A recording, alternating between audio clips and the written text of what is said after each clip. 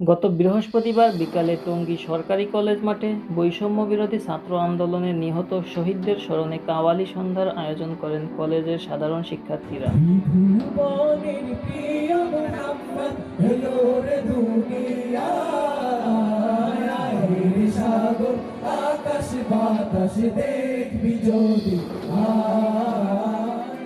কোরআন তিলাওয়াত দিয়ে শুরু করে অনুষ্ঠানটিতে কয়েকটি গান পরিবেশন করেন আমন্ত্রিত শিল্পীরা।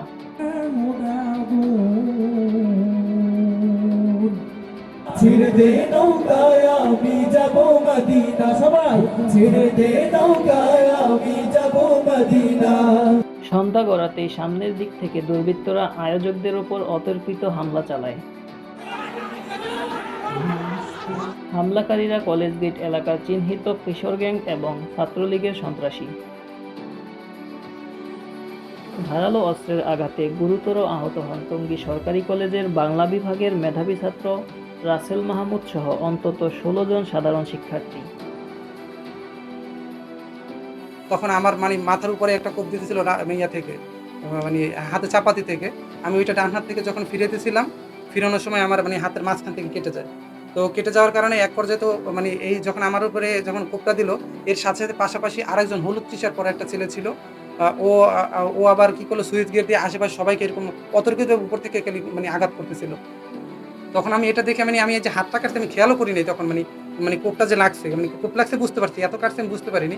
তো আমি স্বাভাবিকভাবে এটি তারপরে তাকে তারপর আবার চিনতে পারিনি ছেলেটাকে। মুখোশ পরা ছিল, কালো কাপড় দিয়ে বাঁধা ছিল। তারপরে ওই যে পিছনে সাধারণ শিক্ষার্থী যারা ছিল তারা পিছন থেকে এসে তাকে ধাক্কা দেওয়ার কারণে সে পড়ে গেছে। পড়ে যাওয়ার সাথে সাথে তার কাছ থেকে ওই চাপাতিটা আমি আবার ছিনিয়ে নেওয়ার জন্য চেষ্টা করতেছিলাম। তো আলহামদুলিল্লাহ এক পর্যায়ে নিতে পারছি। এর তীব্র নিন্দা প্রতিবাদ জানাচ্ছি এবং প্রশাসনের কাছে এর দৃষ্টান্তমূলক শাস্তির আহ্বান করছি আমি।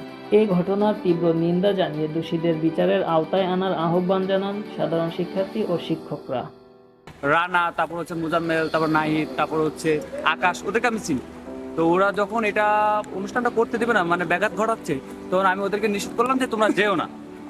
নিষেধ করার পরও ওরা কি করলো, এইখান থেকে দল বেঁধে ওরা চলে গেল 15-20 জনের মতো ওইখানে। কারণ অনুষ্ঠান করতে হবে, স্টেজ, ওদের একটা কথা, স্টেজ ভেঙে দেবে।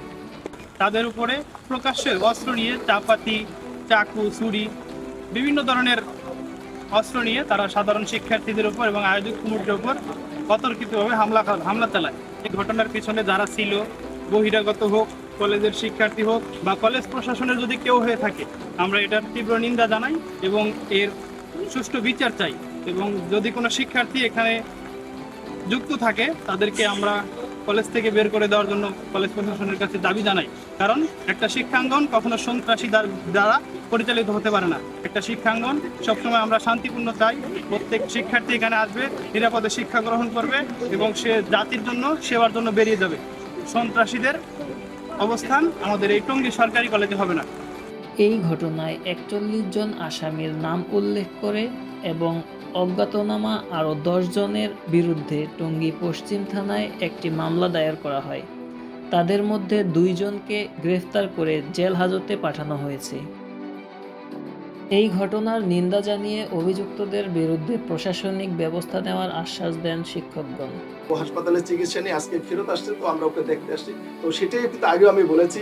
আপনি যে প্রসঙ্গটা বললেন যে যারা কিশোর গ্যাং বা বাইরের দুর্বৃত্ত, এটা সামাজিক ব্যাধির মতো আপনিও জানেন, আমাদের সমাজে এখন এরকম হয়ে গেছে।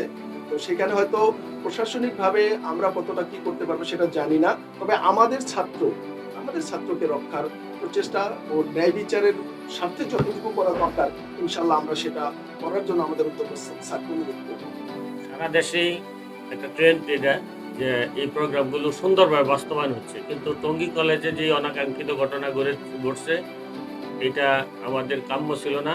কোনো ছাত্র যদি এর সাথে জড়িত থাকে তাহলে আমরা ওর বিরুদ্ধে আইনগত ব্যবস্থা নেব।